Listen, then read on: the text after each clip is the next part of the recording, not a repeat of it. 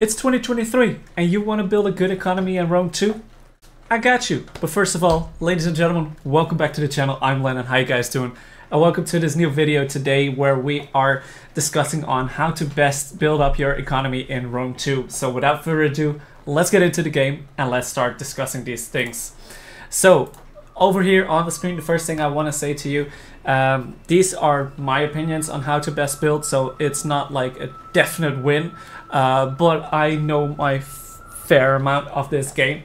I will see if I can put timestamps in the description on certain parts, but also I'm gonna keep this very basic. So for the veterans out here on the channel, you might think this is not for you. That is okay, but this is a little bit more of a basic, easy to go on guide on how to build up your economy. So first of all, economy, what is it?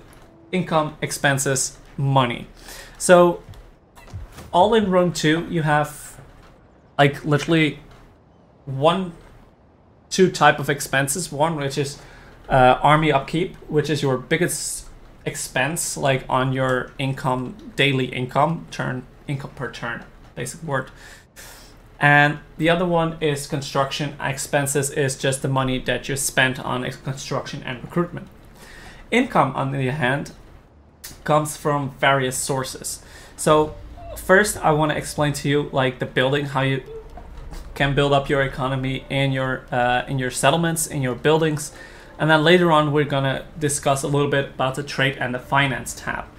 So if you go look at your province and your buildings, so I started this campaign fresh, took one city just to make a point. In the smaller settlements, so let's take Phalathri, we have a couple color-coded buildings. So green buildings are buildings for food and wealth from agriculture. So I don't know, like 40, I don't know how much that is exactly, going with all the buffs that you can get. But I just go with like basic numbers. So it's not much, but next to the income, you get some food.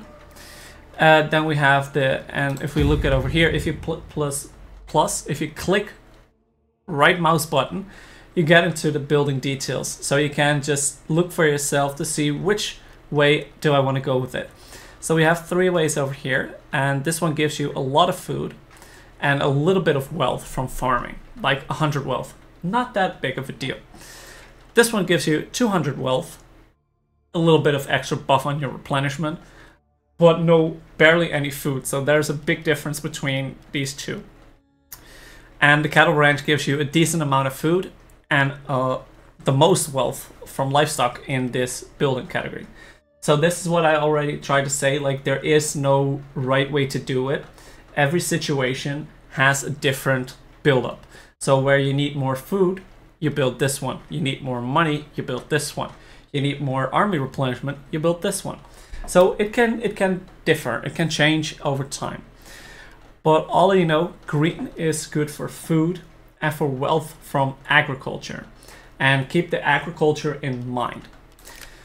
So then we have the purple buildings, which are consecrated grounds. These give public order and cultural conversion. These are very good for, especially when you're going into barbarian countries. There's a lot of public order penalties for different cultures. So you need this. And in here you have a different amount of choice. So let's just go over here.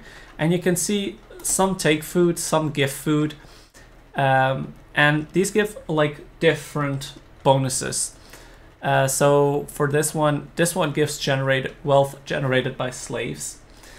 This one gives wealth from culture. So if your culture is dominant, so in this case Latin culture is dominant over here, so we would get more wealth from all of our settlements.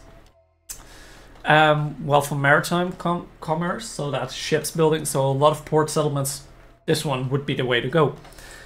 And this is from industry, so you can differ that as well in your settlements, what you need to know.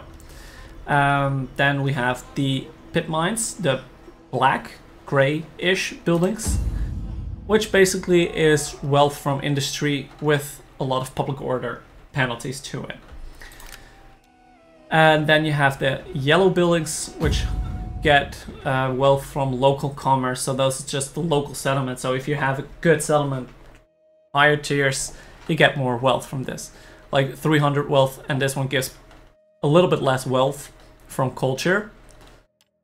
But it gives you a public order in return. So yet again, min-max. In your big cities, it's a little bit different because the industry buildings have different upkeeps, like different tech trees, different options. Jesus. Where both basically it's all wealth from commerce and industry, but it gives you a very hefty negative public order bonus penalty, actually, I should say. So this, use them, but use them correctly.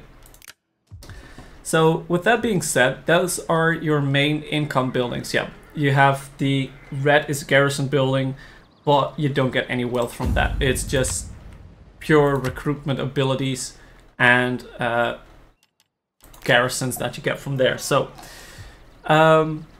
then we also have like the main building in the settlement. Like in some buildings, some settlements like Arminium, it's just basic. Do we have that over here somewhere? Do we have a basic settlement over here? Yes. So this one you can convert to like market, civil and farming settlement, which gives you different wealth from subsistence, wealth from agriculture.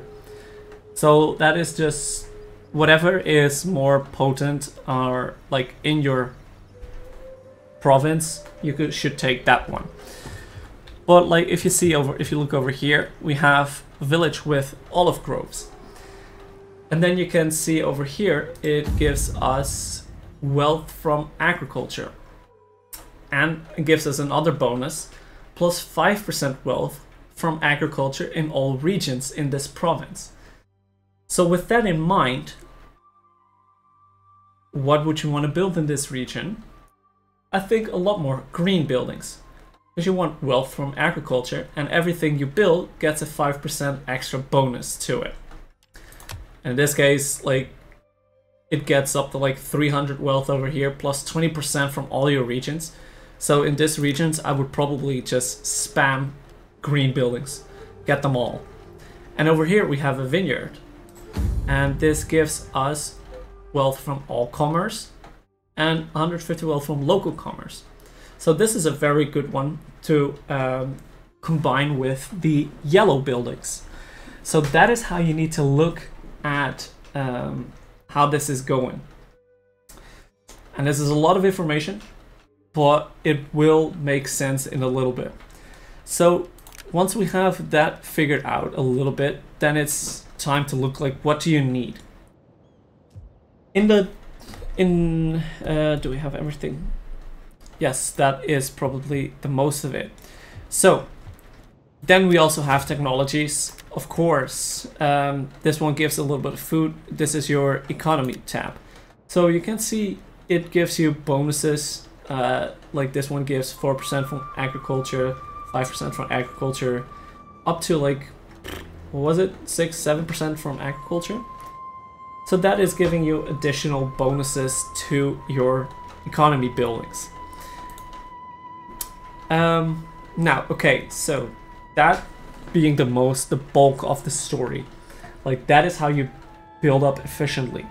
So you need to know what kind of income the building generates, and you need to know how to max that with like the bonuses that you get from like your main settlement buildings. So if we're now starting to look at like how to proceed in the early game versus mid and late game. In the early game, I would probably mostly focus around the agricultural wealth and the wealth from culture, like the religious buildings. And that is just basically so it allows you to expand faster. This gives you food and a little bit of money. This gives you public order and a little bit of money. And you need to gain grounds in very hostile territories with different cultures. So you're gonna have a lot of trouble with public order. So if you take these two examples, this would bring you like extra public order, extra wealth, extra food. Right now we are at 0 food, so we have a problem here. And I could go for like straight away for the pit mines, but this is just giving me a lot of public order trouble later on. So in the early game, I try to avoid these mines as much as I can and go for public order, culture, and wealth from agriculture, so the green buildings. Green, purple, and yellow buildings. Then if we start to look at mid-game, you can start to min-max that a little bit. So what I'm going to do is I'm going to pull up a campaign of mine that I completed, and I'll go show you how to min-max your settlements over there. Okay, so this is a campaign of mine that I finished, and you can actually tell this was like a year and a half ago, because I can give you a good example and a bad example from this campaign on. And the first good option that I want to show to you is my province here in Bactra.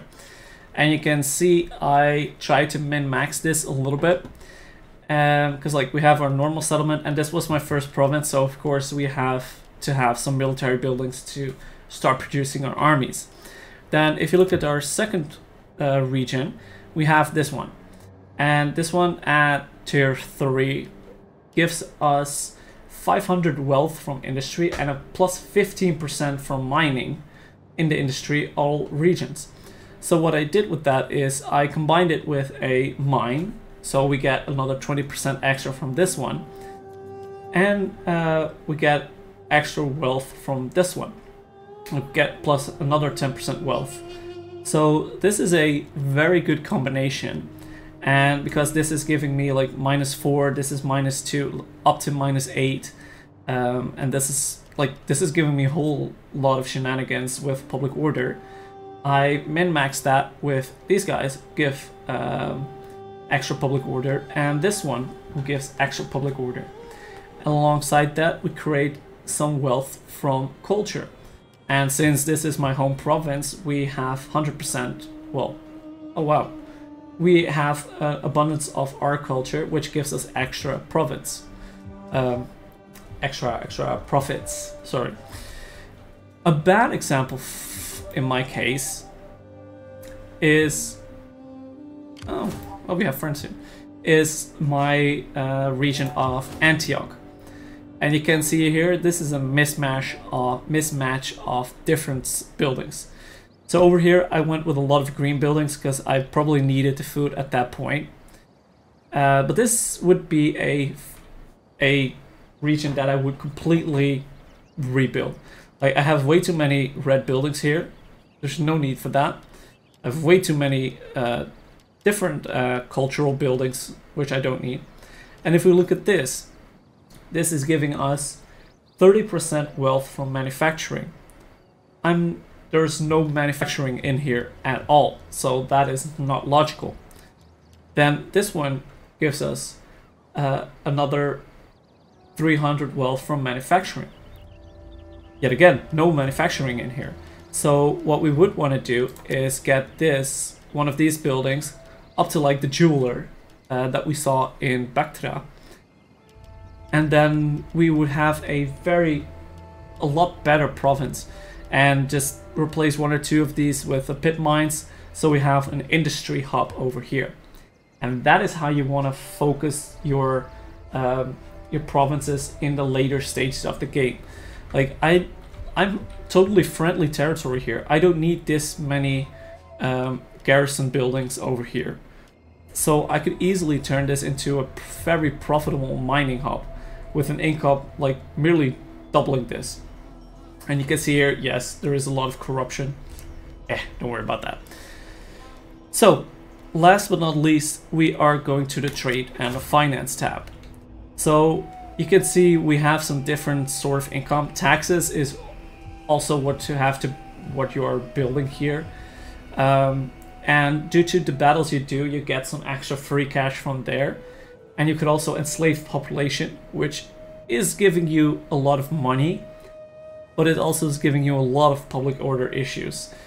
So be wary of not enslaving every captive, because that is gonna mess you up in later stage of the game. Trade, of course, like all these kind of settlements, produce tradeware. purple dyes, and these are glass makers. Like 160 glassware, you see it up there. And those are tradable resources. So from trade we now get like 6,500 coins, which is pretty decent. So our total income is up to 62k per turn. And then we see like upkeep, like our expenditure is mostly upkeep stuff. Here we can see what we are trading. It's interesting, but not the most necessary tab to like really invest in. And this is like, if you want to have a better understanding of your finances, you can always check this tab. I usually don't really bother with that, but it gives you a little bit of more of an interesting in-depth situation of like, where's my money coming from? Like from looting settlements, raiding buildings, raiding armies, taxes from satrapies and client states, other income. I don't know why that's not specified further.